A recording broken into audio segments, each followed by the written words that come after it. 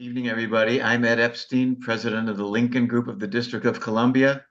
Welcome to our monthly meeting for October. This is June 17th, 2025. I'm pleased this evening. We have a great speaker this evening. Ed Steers is a prominent historian of Lincoln and his era, Lincoln's assassination among his specialties. Ed is from Bethlehem, PA, graduate of Moravian College, and he has a PhD in molecular biology from the University of Pennsylvania in Philadelphia. For 30 years, he was on the staff of the National Institutes of Health in Bethesda, Maryland, and he was also an adjunct professor in the Department of Biochemistry at the George Washington University School of Medicine. He retired from the NIH in 1994, and then, thankfully for all of us, turned his attention to writing history, the particular interest in Abraham Lincoln. His most well-known book is probably about the Lincoln assassination, called Blood on the Moon. He wrote about the trial of the conspirators in the Lincoln assassination. And another book that I think is always topical is called Hoax, Lincoln Legends, Myths, Hoax, and Confabulations Associated with Our Greatest President. And another book, Getting Right with Lincoln, Correcting Misconceptions About Our Greatest President. Ed is a former president of the Lincoln Group of the District of Columbia and has long remained active with our group. He's going to speak tonight about his experiences in the early 1980s when he went on sort of a 2-year treasure hunt in and around the District of Columbia and uncovered many artifacts and documents related to Abraham Lincoln, which then were just kind of sitting around or hidden away in the District of Columbia. With that, Ed, welcome back to the Lincoln Group. Welcome home and take it away. Ed will talk for about half an hour. Ed will talk for about a half an hour, and then we'll have lots of time for audience member participation and questions. Thank you. Ed Steers, take it away. Thank you, Ed, and thank all of you for zooming in. I'm afraid I'm going to talk for just a little bit more than half an hour, if that's okay. But you can cut me off at any point. This is not a normal talk for you folks. I'm not going to talk about Lincoln the Commander-in-Chief or the Bixby Letter or Lincoln and slavery. I'm going to talk about some experiences that Joan Chaconas, who you all know, founder of the Mary Surratt Society. She was twice president of that, and I believe she succeeded me as president of the Lincoln Group. Joan and I went on a little rummaging expedition in the summer of 1980, in the spring of 1981, and what I think are 3 unusual discoveries we came across, which would be, I thought, a special interest to you folks because it deals with the District of Columbia, and we are, of course, the Lincoln Group of the District of Columbia. So I always characterize, well, I don't always because I've never given this before, but this is really an after-dinner dessert talk. And for those of you that haven't had dinner yet, you're going to have dessert before the talk. I'm going to begin with the Matthew Brady Studio. And you all know this is Ford's Theater, of course, not the Brady Studio, but most of you know this gentleman, Frank Hebblethwaite. He was a member of the Lincoln Group for many, many years, as his mother, Edith Hebblethwaite, was. And Frank was senior historian at Ford's Theater. And at one of our Lincoln Group meetings, Frank came to me. Let me back up a minute. Frank, of course, left Ford's Theater to go to Hopewell Village in Berks County, Pennsylvania, which introduced me to Mordecai III, Lincoln's great-great-grandfather, who lived there. Frank, unfortunately, passed away in February. But he is a great fellow, and he came to me at one of the meetings and said, Ed, do you think it'd be possible to put together a walking tour around Ford's Theater of a few of the Lincoln sites that still exist? And I said, boy, I think that's a great idea. And so I got together with Joan Chaconas, And the reason being because Jonas is born and raised in the District of Columbia, as is her husband, Pete. And I've never met anyone that is so plugged into individuals, events, and places as Joan. She has opened so many doors. And so I attached my wagon to her. So Joan and I got together and we put together this walking tour, which would, of course, begin at Ford's Theater. We would drop down to Pennsylvania Avenue and go to that wonderful intersection at 7th and Pennsylvania, where there's the Benjamin Stevenson Grand Army of the Republic Monument, the wonderful Winfield Scott Hancock statue. Hancock commanded the Second Corps at Gettysburg. He's the hero of Gettysburg, in my opinion. He held the high ground and took the full force of Pickett's charge, in which he was wounded.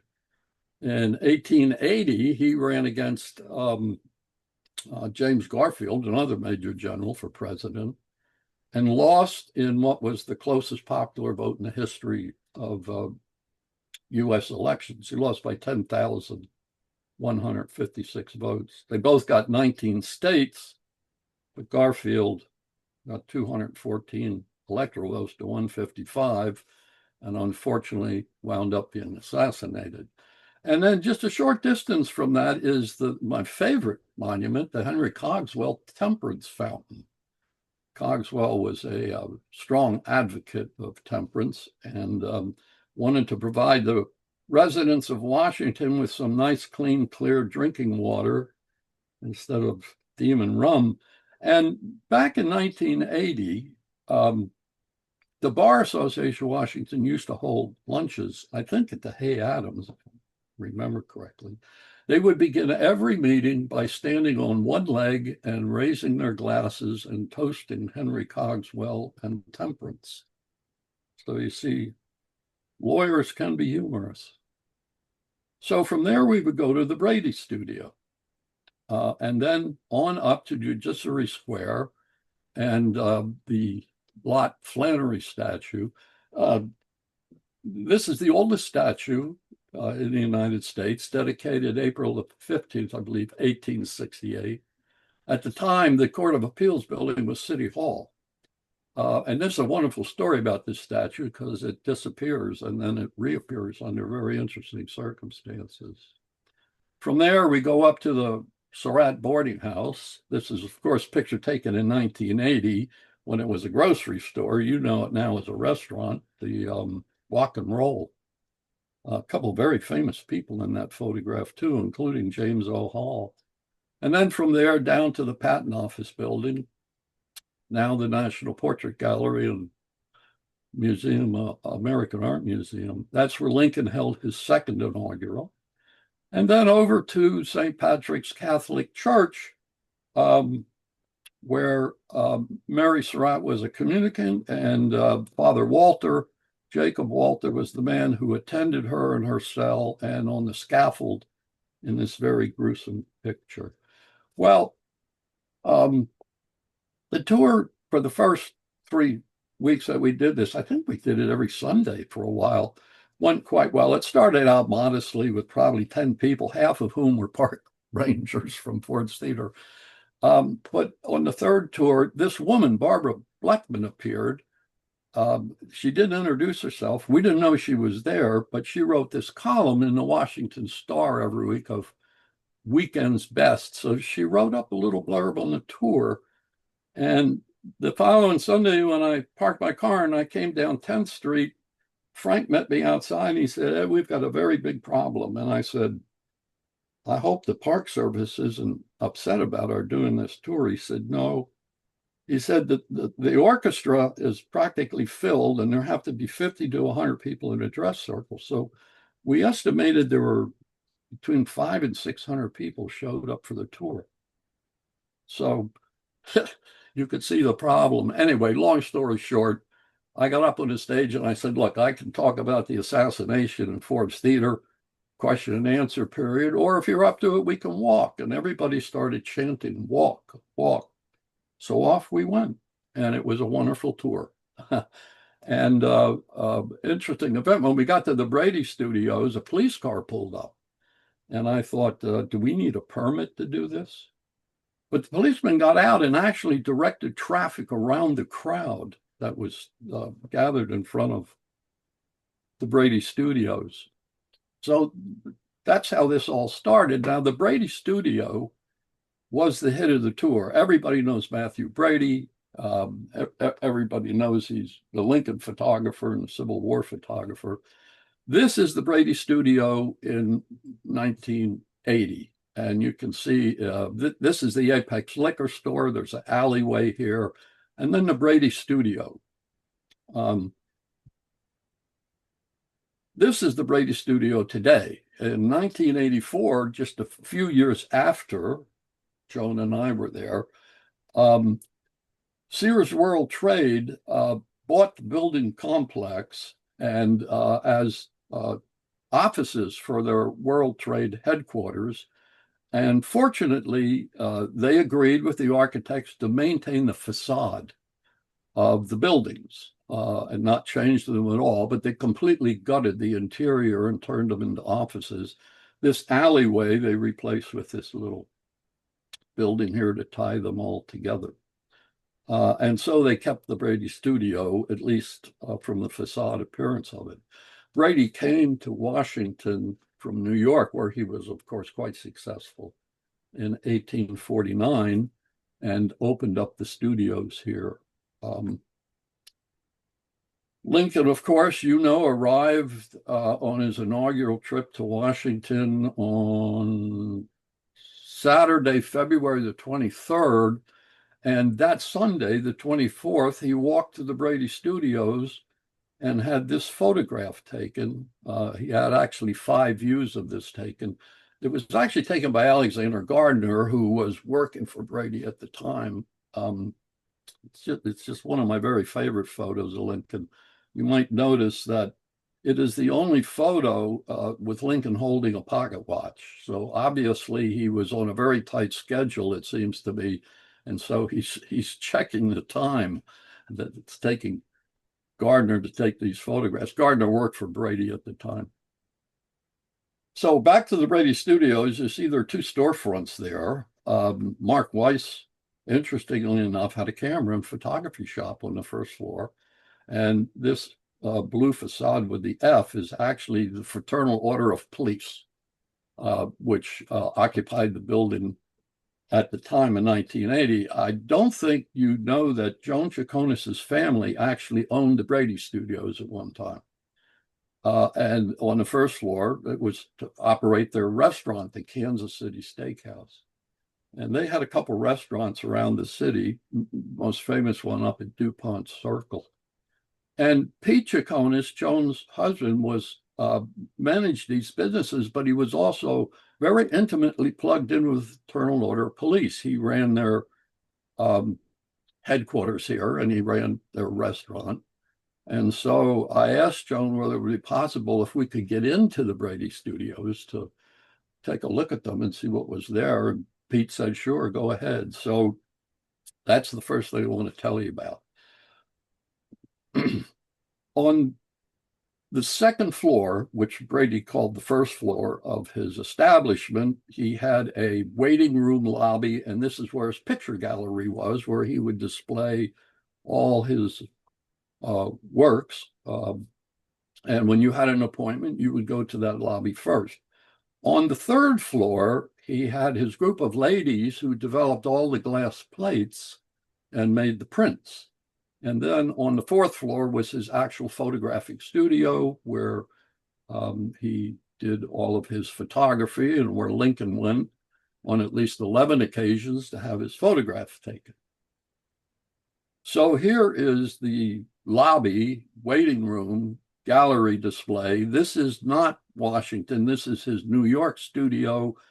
It's the only picture I could find. And so certainly the Washington one was very similar to the New York one. Now, the third and fourth floors were boarded shut, but Pete said that we could take the boards off so that we could get into the rooms. And there's nothing interesting about the room at all, except for this cabinet on the wall, which I examined very carefully because I found what I thought were chemical stains inside this cabinet, sodium hydroxide and thiourea, which is a chemical that's used in developing daguerreotypes. And so I rather came away with the conclusion that this cabinet was original to the Brady studios where the ladies stored their chemicals that they used for developing the glass plates. This is the staircase leading up to the fourth floor and photographic studio. You can see how ill shape it's in. I mean, pieces of the roof and wall are falling in. I couldn't help but have this strange feeling walking up this staircase that Lincoln walked up this staircase every time he came to this studio to have his picture taken. Now here we are in the photographic studio, and unfortunately, yeah, you have to remember this is 1980, so it's before the digital age. All of my photography is 2x2 color slides. And I have a little over 8,000 of these slides of most of the Lincoln sites in America, from Massachusetts all the way around to Springfield, Illinois. But the difficulty is, of course, back in those days, we were using carousels and slides to project our talks. Today, of course, they have to be digitized so that you could show them on the computer in your Zoom talks. And of the 8,000, I probably only digitized some like 300. The reason being, I am only ever asked to talk on the Lincoln assassination. The Lincoln Group in DC is the only group that has ever asked me to talk on a subject other than the Lincoln assassination. And so most of the digitization that I did of the slides was on the Lincoln assassination. So this is a pretty nasty room. I mean, pigeons are roosting in it. It's been stripped of everything. But I happened to notice some glass shards on the floor. And when I picked them up, they were blue glass. And at that point, the light bulb went off and I looked up. And there in the ceiling was Brady's skylight. These large glass cobalt blue panels that were still there after 115 years. I'm sorry, the top of these slides is cut off. But 1980 was 115 years after 1865. And these glass plates were still in place. The whole ceiling is covered with this cobalt blue skylight. And of course, subsequent tenants of the building never took it out. They just roofed it over and they left the skylight in place. And you can see where ceiling panels were tacked on to cover it up have long since gone. So I thought this was rather remarkable that 115 years later, I'm standing beneath the very skylight that Abraham Lincoln stood under when he had his pictures taken. You can sort of, or at least you could sort of gauge the thickness of these. They're somewhere around an inch and a quarter thick. They're very large glass plates. So when Sears gutted the building, these things all went off to the dump. I would have really liked to have gotten one of them. So the next thing that Joan and I got into is the Lincoln Vault, what we in the Lincoln field called the Lincoln Vault. The National Park Service didn't call it the Lincoln Vault. Osborne Oldroyd, of course, was the first major Lincoln collector. At the age of 18, Lincoln was running for president in 1860, and Oldroyd began collecting all of the political memorabilia he could get his hands on. War broke out. He enlisted in the Union Army. You see him there as a sergeant, and he served under Grant at Vicksburg. And when the war ended, he really went at it in a passionate way, collecting everything he possibly could, Lincoln. And he wound up with what he claimed were 3,000 items in his Lincoln collection. He's quite an entrepreneur. In 1883, he was able to rent the Lincoln home in Springfield, Illinois, and put his collection out on the first floor. And he and his family lived on the second floor. It was a contentious relationship with Robert Lincoln because Oldroyd apparently, thank you, Oldroyd apparently was late in payment of his rent, and Robert Lincoln had to keep dunning him to get it. And then he was doing things like taking snips of the curtains hanging in the windows and strips of wallpaper and selling them as souvenirs to people to make extra money. So in 1887, Robert Lincoln donated the home to the state of Illinois. And the state of Illinois, and a stipulation to that donation was that it be made free to the public. So Oldroyd could no longer charge admission, but the state of Illinois allowed him to occupy the home and display his collection free to the public, and they would pay him $1,000 a year annual salary, which lasted until 1893 when he was evicted. And the state of Illinois decided that they now were going to restore the Lincoln home into a tourist site the way it was when the Lincolns lived there. Well, ever the entrepreneur, Oldroyd was able to rent the Peterson house. Lincoln died across the street from Ford's Theater. And he moved into the Peterson house in 1893, didn't skip a beat, and displayed his collection there, and his family lived in the upper floors. This is just one photograph. There are several. I can't identify what room this is in. I can't figure it out from looking at it. One of the things Oldroyd did was he removed about 25 items from the Lincoln home in Illinois and brought them to the Peterson house without any permission or consent from Robert Todd Lincoln. Some say he stole the items. This table here is one of them, but he also brought the Lincoln cradle that the kids were rocked to sleep in, presumably, and he brought Mary Lincoln's famous kitchen stove and put it out on display. They're back in Springfield, of course. The Park Service returned them to the home where they belong.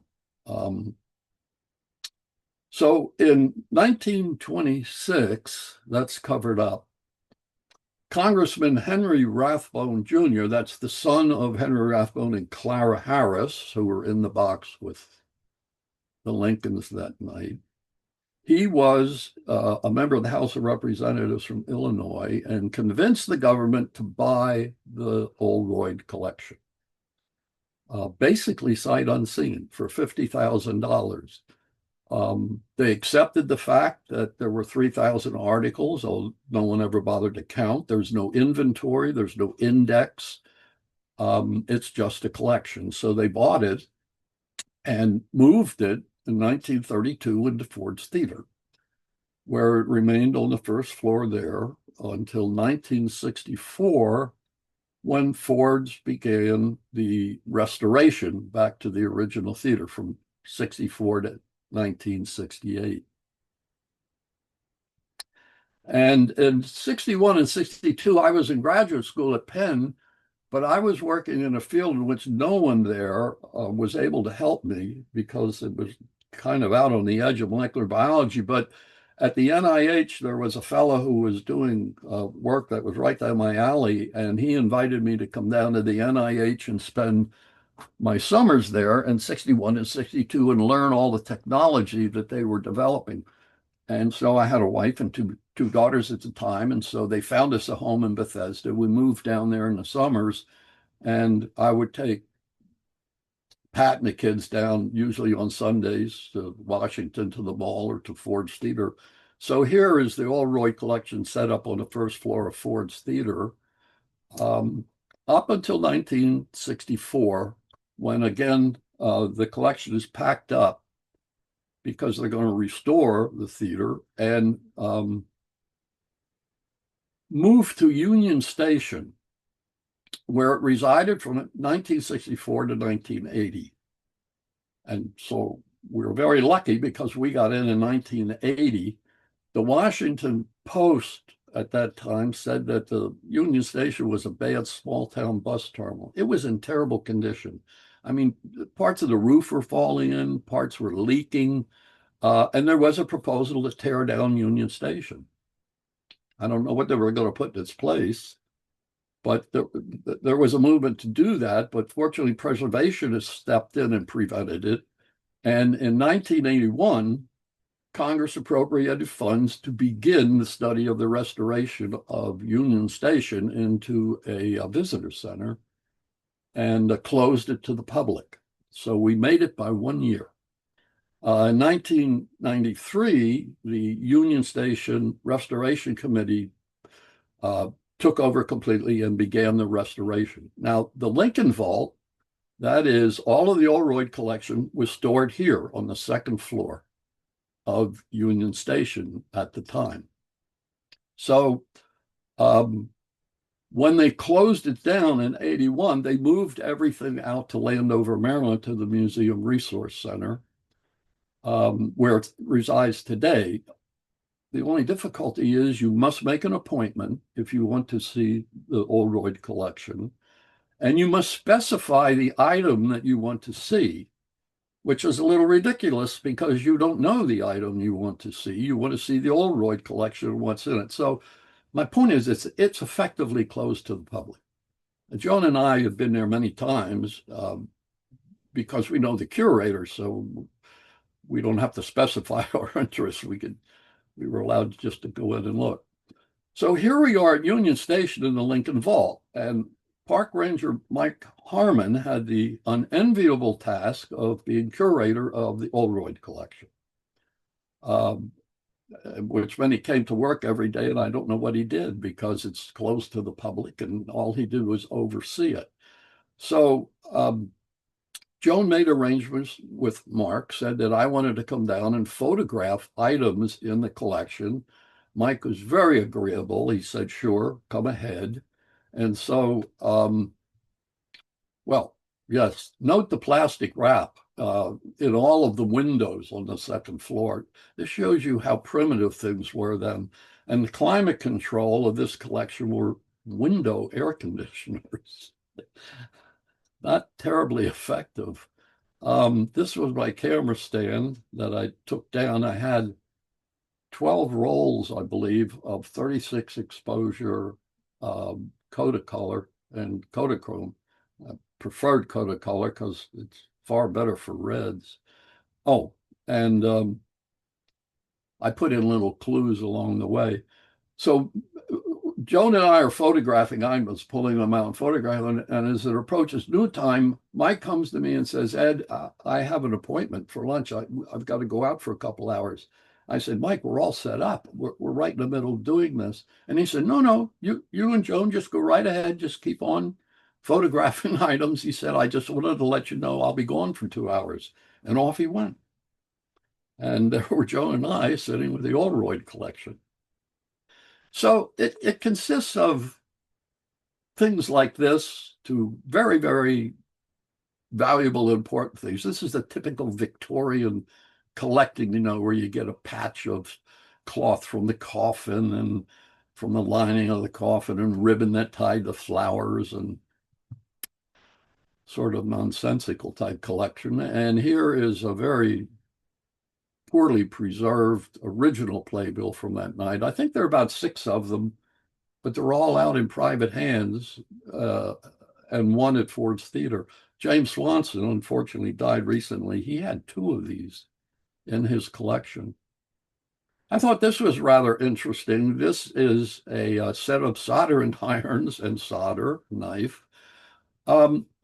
When they attempted to steal Lincoln's body, I think that was in 1976, you can correct me, the Committee of 7, Robert Todd Lincoln was going to reinter the body, of course, in this huge block of rebar and concrete so that no one would ever again be able to reach Abraham Lincoln's body.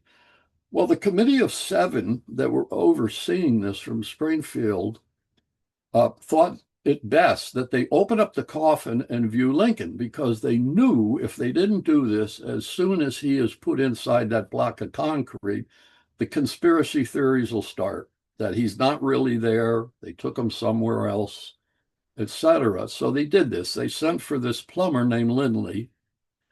He came and cut open the lead inner lining of the coffin and exposed Lincoln's head down to his chest. And I think most of you know the story. He's almost perfectly preserved because on the trip to Springfield from Washington, he was embalmed at least 4 times. And so he was in pretty good condition. And the plumber, Lindley, sent for his son, who is in school. I think he was 14 years old at the time, Fleetwood Lindley. And I only put it in there because Fleetwood Lindley is the last person to ever look upon Abraham Lincoln before his father resealed the coffin. And then this is on display at Ford's Theater now with various items that come from the funeral cortege and trip that made its way to Springfield. Here are just row upon row upon row of ephemera, of portraits, drawings, paintings, etchings. Oldroyd must have, I don't know, 3, 4, 500 of these things. And what he would ever do with them, I have absolutely no idea. I have no idea what the Park Service will do with them, but nonetheless, they're stacked. Now, there were, if you can believe it, there were dressers in the vault, just like your bedroom dressers. And you'd pull open a drawer and it'd be full of memorabilia. And there were a couple of drawers that were literally filled with carte de visites of all sorts. And the reason I have these is because every one of these pertains to the Lincoln assassination. And so I digitized them. So, of course, that's Booth. This is Joseph Sesford, who was the ticket taker at Ford's.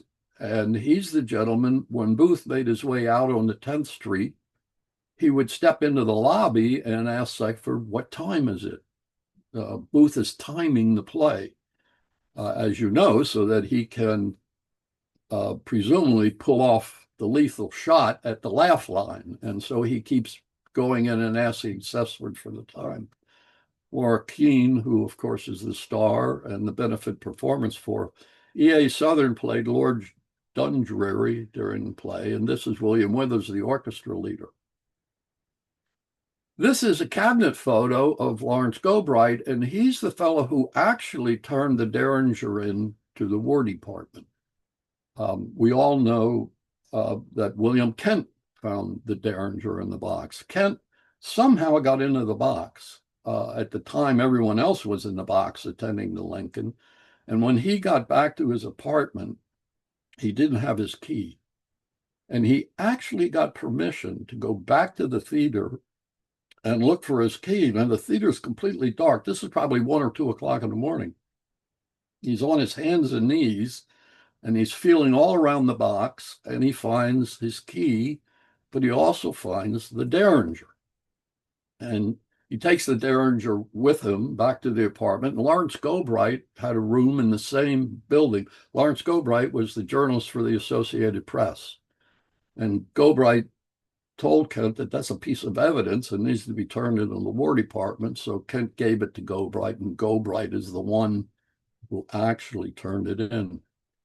I believe that Kent also found Mary Lincoln's opera glasses, which are here.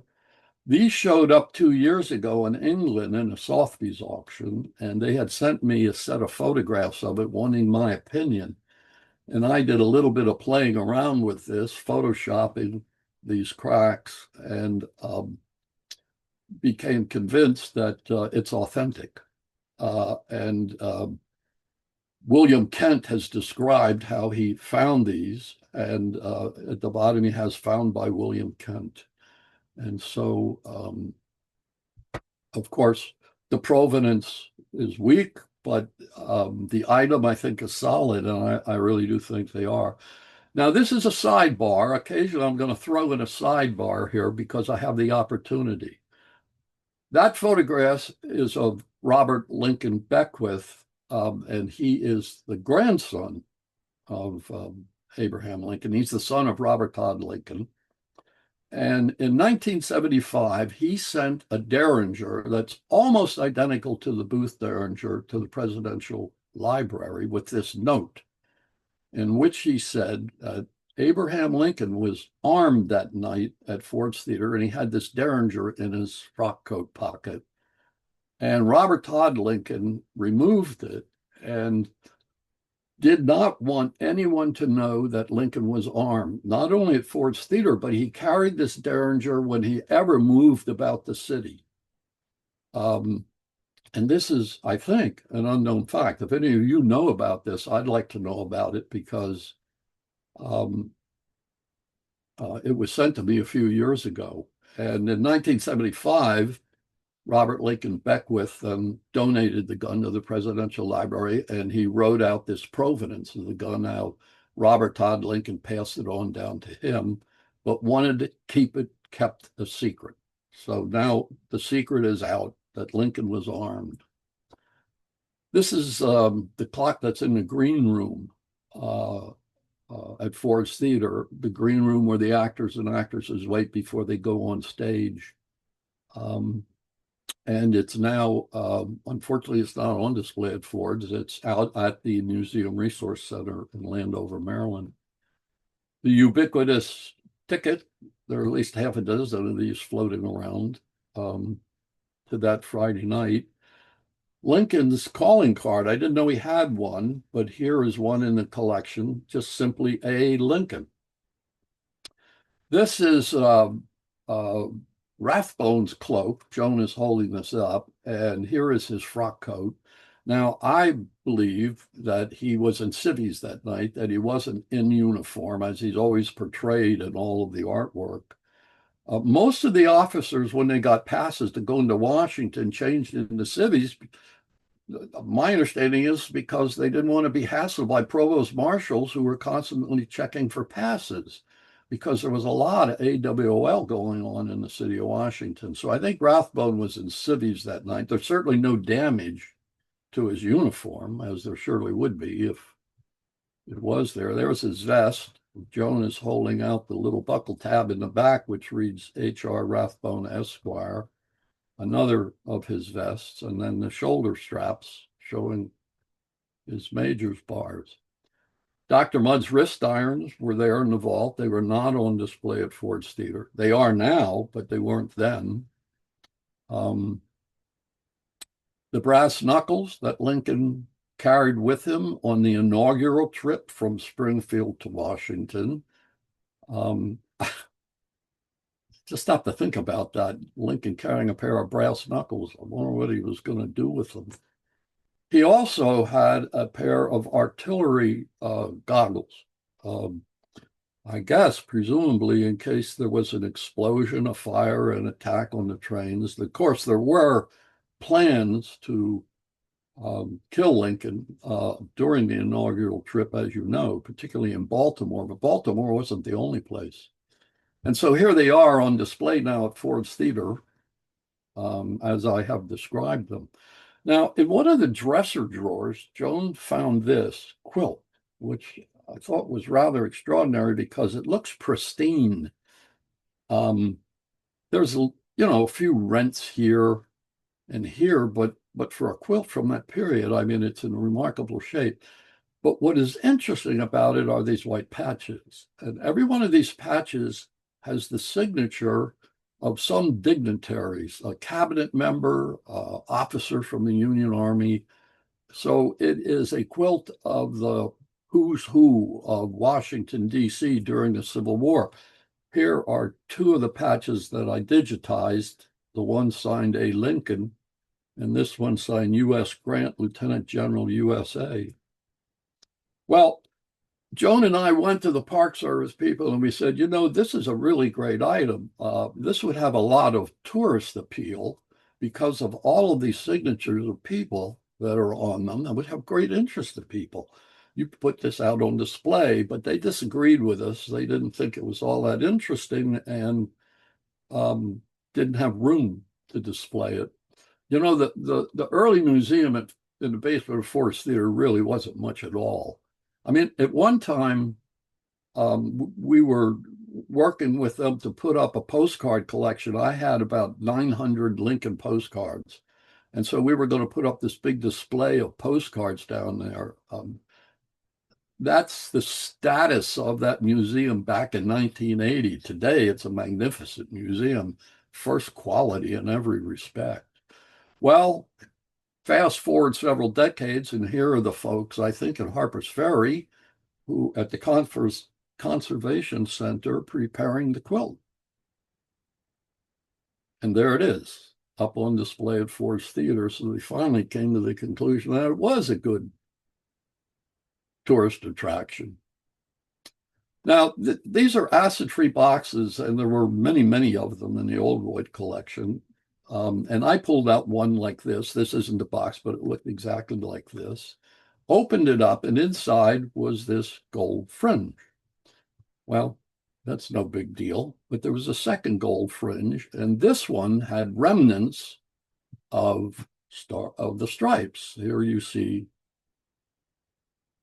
various pieces of red and white silk stripes. So clearly this gold fringe comes from a national standard. And in the box, well, so far there's nothing very special about that except for this photograph that was in the box with it. It was about, I'd say it's about 5 by 6, almost a cabinet-sized photograph of flag displayed inside a shadow box with this tag on it: flag torn by Booth's spur as he jumped from the private box. Ford's Theater, April 14th, 1865. So that really appealed to me because I have always felt and argued that Booth never caught his spur in the blue regimental flag that is on display at Ford's Theater to this day. They claim Booth caught his spur in this. Here's the rent that presumably he made with his spur. I've always claimed he'd have to do a handstand if he was going to get his spur caught in this. So I always thought he got his spur caught on the flag draping the balustrade.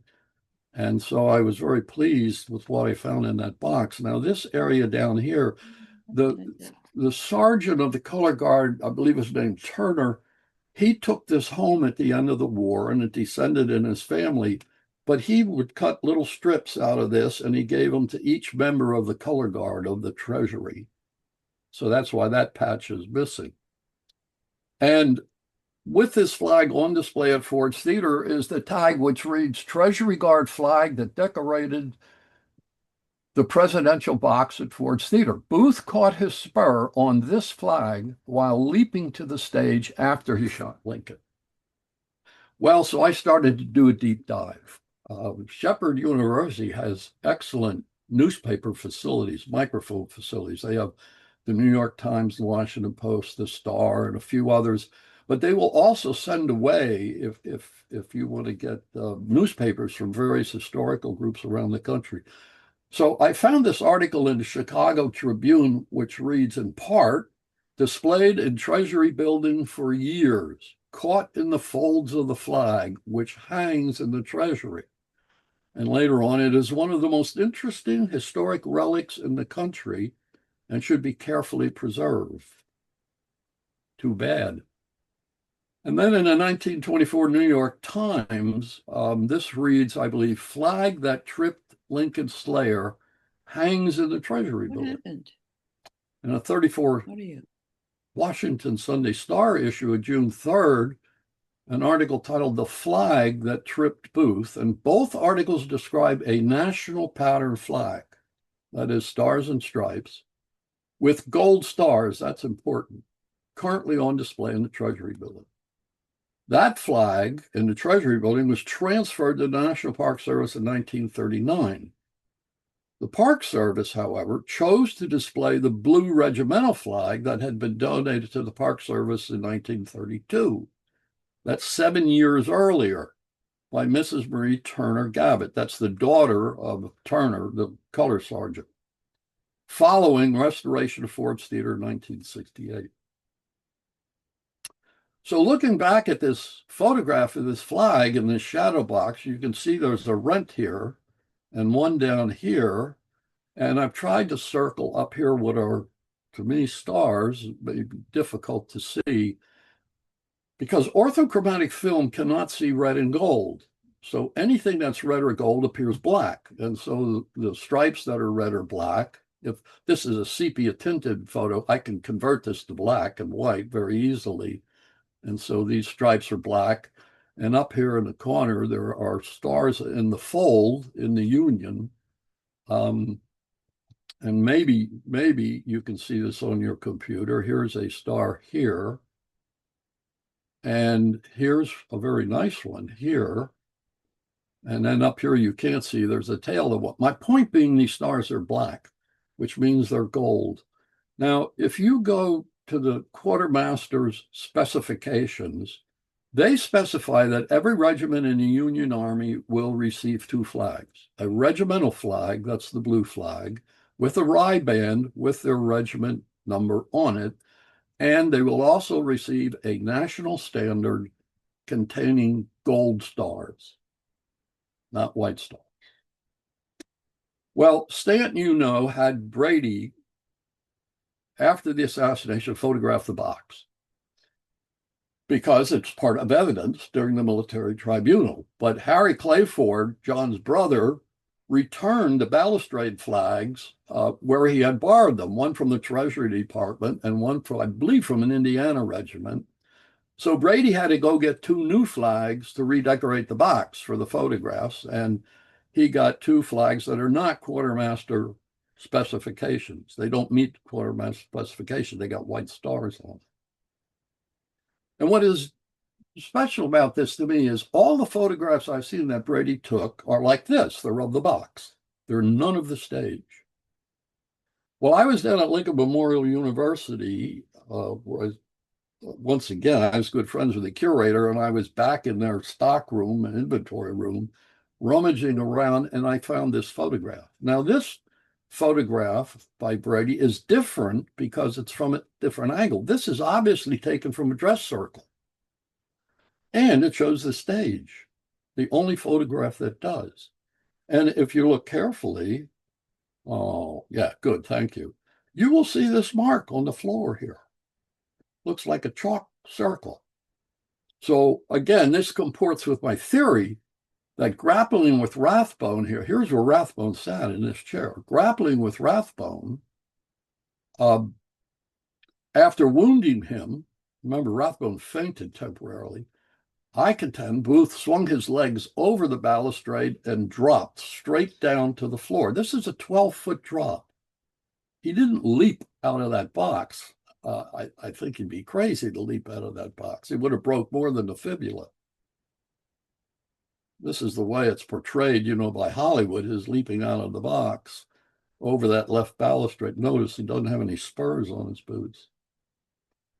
So my conclusion is that the flag Booth caught his spur in was a national pattern quartermaster issue flag to the Treasury Guard. Booth drops from the left balustrade to the stage floor directly below. And the blue regimental flag that they continue to display at Ford's Theater is not the flag that tripped up Booth. So I went back to the Museum Resource Center in Landover, Maryland, and this is many years later, to check up on the box, and I found that the gold fringe and the fragments of the photograph were discarded, that they didn't know what they were, that they didn't relate to anything, and so they just got rid of it, which is, I don't know what they should have done. So now I want to take you to the third episode that Joan and I had, that this now is the spring of 1981, and I call it the Twilight Zone. This is the Recorder Deeds building in Washington, D.C. It since has been relocated to a much more newer, modern building, but I don't think they tore this building down. It's vacant, but I think it still exists. There may be one of you Washingtonians out there know more about this than I do, but I think the reason is this building has a very, very strong connection with Black history in Washington. The WPA has painted wall murals all throughout this building. Here you see Admiral Perry transferring to a new flagship at the Battle of Erie, Lake Erie, and being aided by a Black man. This is Perry of "We Have Met the Enemy and He Is Ours." And here is Frederick Douglass meeting with Abraham Lincoln, encouraging him to issue the Emancipation Proclamation. Well, Joan Chaconas is in this building one day, I think, conducting family business with the properties that they owned in Washington. And she called me on the telephone and said, Ed, there is a statue in this building of Lincoln that I have never seen before, and it's extremely unusual. And I'm wondering if you're aware of it. Now, this is 1980. I hope Dave Wiegers is out there in the audience because he's the authority on Lincoln statues now. In 1980, I thought I was the authority on Lincoln statues. I had collected 139 of them. Now I'm talking about heroic statues, not busts, not bas reliefs, statues. And so, of course, I jumped in my car and drove down, and this is the statue. Doggone, is there any way we can get that off? It is remarkable. This is a plaster model of Abraham Lincoln, bare-chested, barefooted, wearing tight denim jeans, thumb, this is very modern, thumb hooked in his waistband, and of course, he's carrying a book. Now, Lincoln statues, he's either carrying a book, an axe, or a feather pen to write the Emancipation Proclamation. So I'm poking this thing, feeling it, rubbing around, looking at it, and taking pictures of it. And the guard comes over and he wants to know my interest in it. And so I said, I want to know what this is. I've never seen this before, and it's extraordinary. And he said he knew nothing about it, but he said, if you go down the end of this hall, I think it was room 108, the recorder of deeds is down there. He's an elderly man, and he said he is quite a historian. He knows a lot of history, he knows everything about Black history in Washington, and he'll be able to tell you about that. So I went down, met the gentleman, very affable, very friendly, had a wonderful conversation. And he said in 1939, Roosevelt's WPA, Works Progress Administration, Eleanor Roosevelt was very much concerned about artists, about painters, sculptors, writers. These people have lost their market during the Great Depression, and she's afraid we're going to lose a significant number of these people. And Roosevelt, of course, was creating programs like the Civilian Conservation Corps that would put young men to work. They had a program, I don't know if you're aware of it, that sent people out into the pioneer and family cemeteries all across the United States to record tombstones. I've been in those files and gone through those tombstone collections. So Roosevelt creates programs for these three categories. As you well know, there are a lot of federal buildings now that have wall murals painted in them. Hagerstown, that wonderful Art Deco library, has a big, beautiful WPA wall mural in there. The one in Rockville, I don't know if it's still there, but the old Rockville had one. And so artists were sent around the country to do these murals. Writers were contracted to write very detailed tour guides of all 48 states and territories.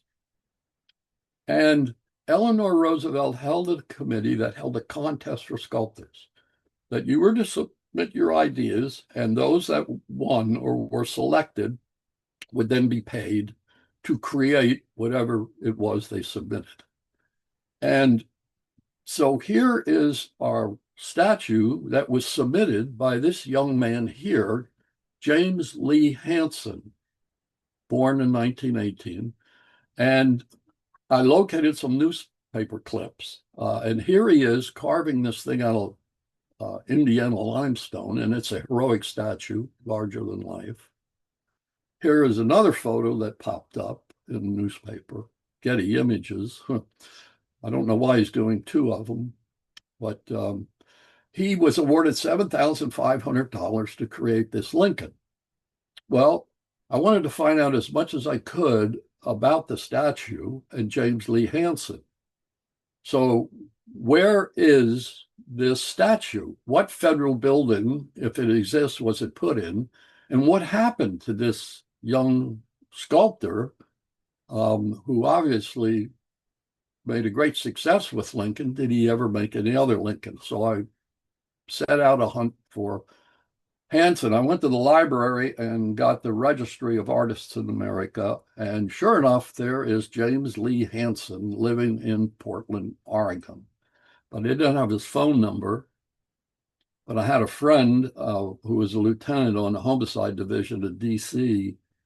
We coached baseball together, and I asked him if he could possibly get the phone number of this guy, and he did. So I called on the phone. A gentleman answered, and I said, I'm trying to reach James Lee Hansen. He said, I'm James Lee Hansen. I said, the sculptor. He said, yes. I said, wonderful. I said, I came across this marvelous statue model of yours in the Recorder of Deeds building of Abraham Lincoln. And I said, I'm trying to track down the information and where the fun. And he interrupted me at that point and said, I don't know what you're talking about. I said, the Lincoln statue that you did for the WPA in 1939. And he said, well, this is him. He said, well, in 1939, I was born in 1925, so I was only 14 years old. He said, I did no Abraham Lincoln statue. Well, surely there's a James Lee Hansen that did that statue. I have photographic pictures of him and articles in the newspapers of it, as well as his winning a $7,500 contract to portray it. So bottom line is, and why I said I'm taking you to the Twilight Zone, it turns out there are two James Lee Hansen sculptors in America. They don't know each other. And here is James Lee Hansen in a side gallery at the Portland Art Museum displaying examples of his sculpture, none of which bear any kind of resemblance to Abraham Lincoln. So this was perhaps the weirdest episode that Joan and I ever had, to think that there are two James Lee Hansens, both American sculptors, of roughly the same period of time. They're only, I think, 7 years apart. Now, so I'm still in search of the statue. So this is my uncle who flew B-25 bombers in the Southwest Pacific during World War II, and I'm writing the unit history for his outfit, the 500th Bomb Squadron. So he lives in California, and we're writing back and forth. I send him questions, he sends me answers, and this has been going on for some time. And one day I get a letter from him in the mail, and inside the letter is a Polaroid photograph. And there's the James Lee Hansen statue. And it turns out it's located in Los Angeles, in the Los Angeles Spring Street courthouse. And my uncle said that the people in the courthouse simply refer to it as the Hot Lincoln, which I would very much agree with. Also, they call it honest abs. They have a sense of humor. The model, it turns out, was, of course, taken out of the Recorder of Deeds building when they moved, and it now is located in the lobby of the District of Columbia's Office of Public Records. To me, it's still an unknown Lincoln statue. I cannot find this statue in any publication anywhere. Now, maybe Dave Wiegers, again, if he's out there, would know, because he has tracked down, I think, every Lincoln statue in the world. I think that statue belongs here at the Boyhood Home in Indiana, because after all, Lincoln is here from the age of 7 to the age of 21. That statue is a teenage Lincoln, and it fits right in. And being in the offices of the Recorder building, very few people are ever going to get to see it, and it really belongs out here in Indiana. So that's the third interesting discovery that Joan and I made in the spring of 1881. And so that's all, folks. I'll be glad to entertain any questions should you have any. And that was extraordinary. Thank you very much. It's kind of terrifying to think that the Smithsonian keeps these things so casually and out of sight. And the fact that they would discard something that you have on your research. John, that's a Park Service. Park Service, even worse. Park Service has stewardship of the Oldroyd collection. But it's not the first thing they've discarded. I mean, it's not the only thing they've discarded, I should say. You mean it gets worse? Yeah. Well, what are you going to do? I have a question, Ed. This is Charlie. Hi. Hi, Charlie. Yeah, and maybe it's personal, but I haven't seen Joan in the last couple of years. Is there anything, Joan Chaconas? I haven't Yes, seen her. Can you say anything about I her? certainly can. I spoke to her on the telephone this week. Joan and I talk periodically. Joan will be 95 in March. She's in good health in the sense that she just suffers what we suffer from, aches and pains. I mean, she has no chronic disease. And she's bored to death because she no longer goes into the Surratt Society to work and she just sits home and reads. So we talk periodically and we commiserate about our situation because our past is gone now and it's never coming back. And we did so many interesting, wonderful things together. Yeah. Boy, I could tell you stories. Like I said, that woman opened doors like you can't imagine. Um, really, I'm glad I attached my wagon to her, 55 years ago, because it certainly She helped me. she No, knows. she's doing well. She's Okay. doing well. She knows a lot of history. I've known her for years, and she Oh, knows a lot of history, she especially surely local. does. Just tell her that people, the Lincoln people, miss her and say hello. Let it, because it was always good to see her, and I really miss not seeing Well, I her. certainly will. Pass it on. She was a force, and she was a force in the, well, she made the Surratt Society. She was a force in the Lincoln Group, and she'll be glad to hear that, I'm sure, And, because all and, we do is commiserate with one another about days gone by.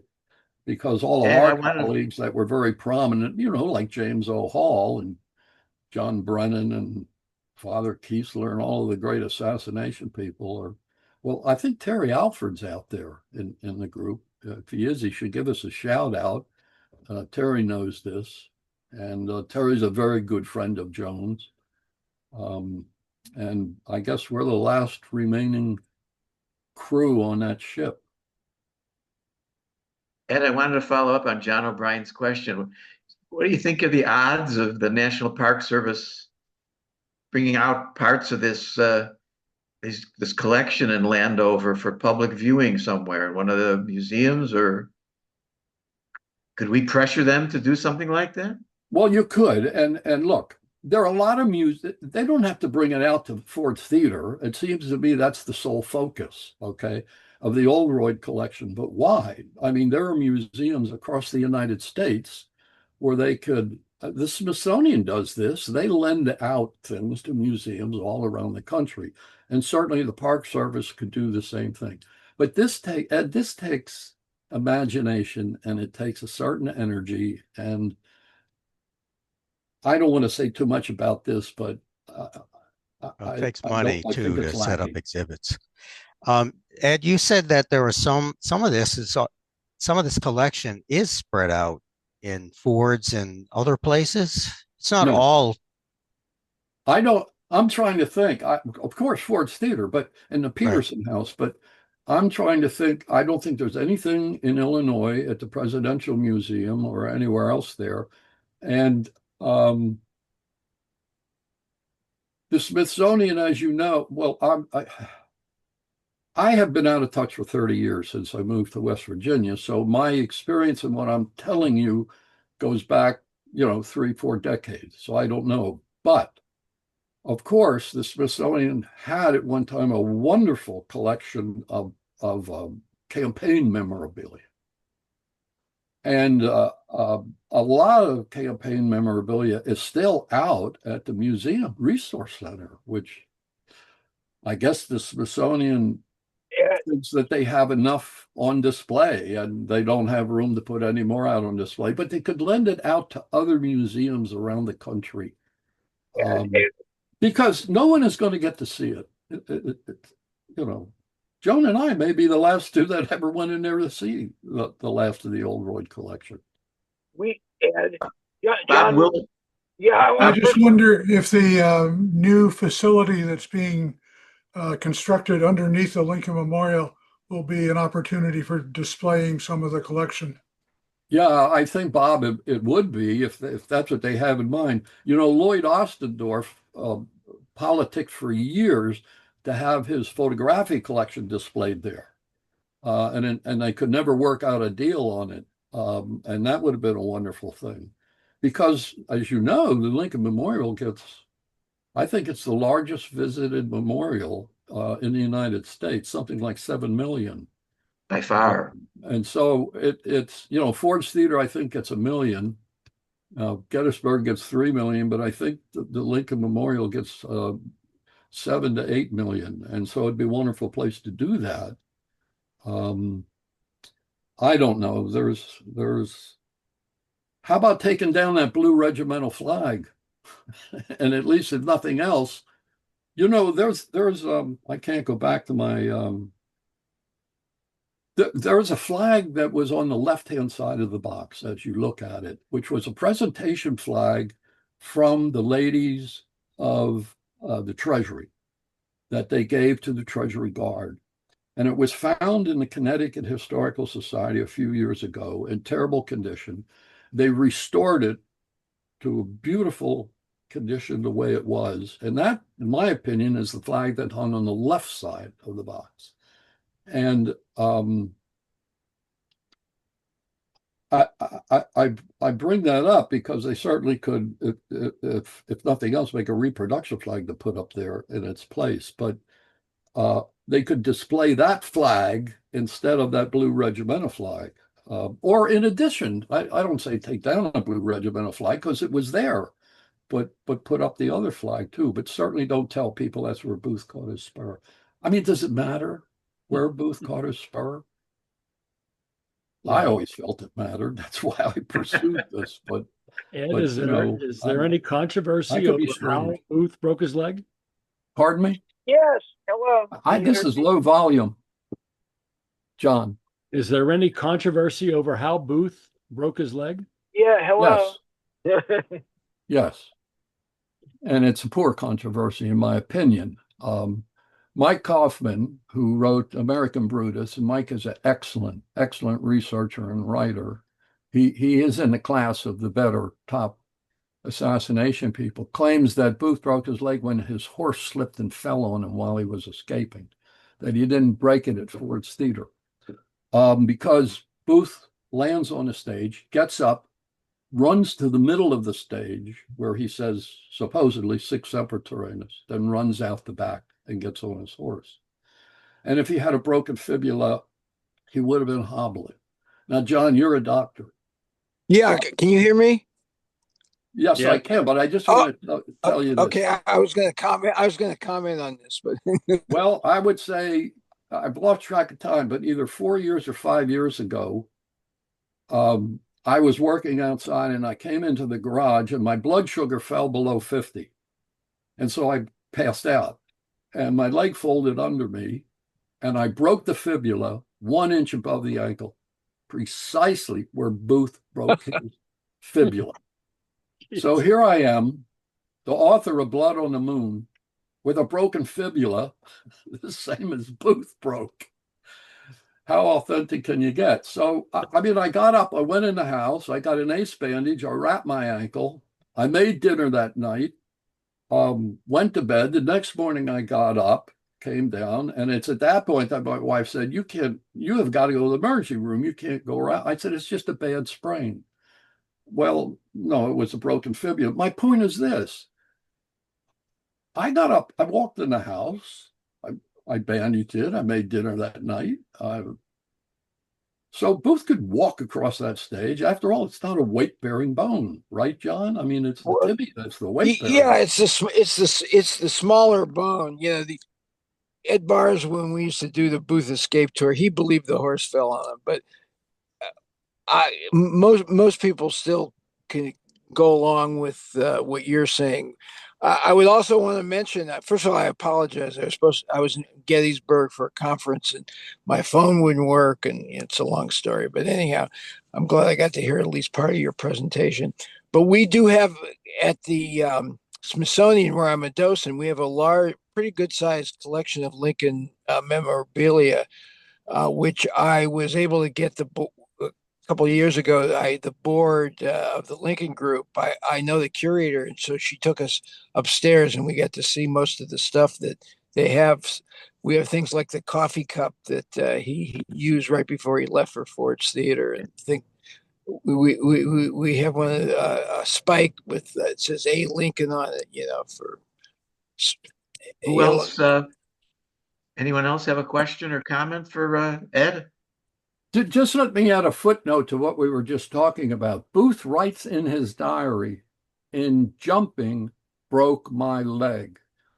Why would that be discarded and not considered?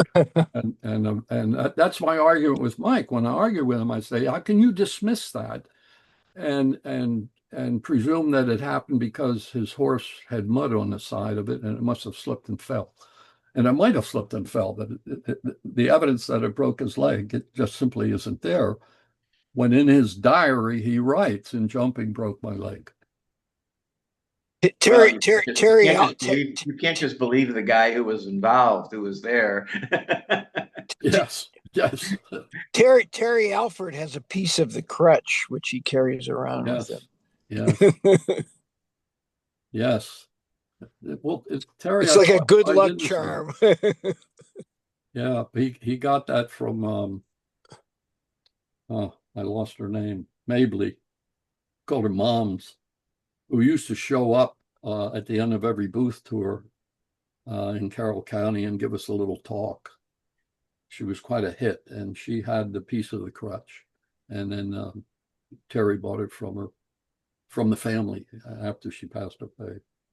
All right, if anyone else has a question or comment, you can raise your hand or speak up. All right, well, Ed, we want to thank you for a wonderful program. Thank you so much. We hope to have you again for keep up the good work you're doing. This Yes. is fascinating. This is one of the best programs we've had in a long while.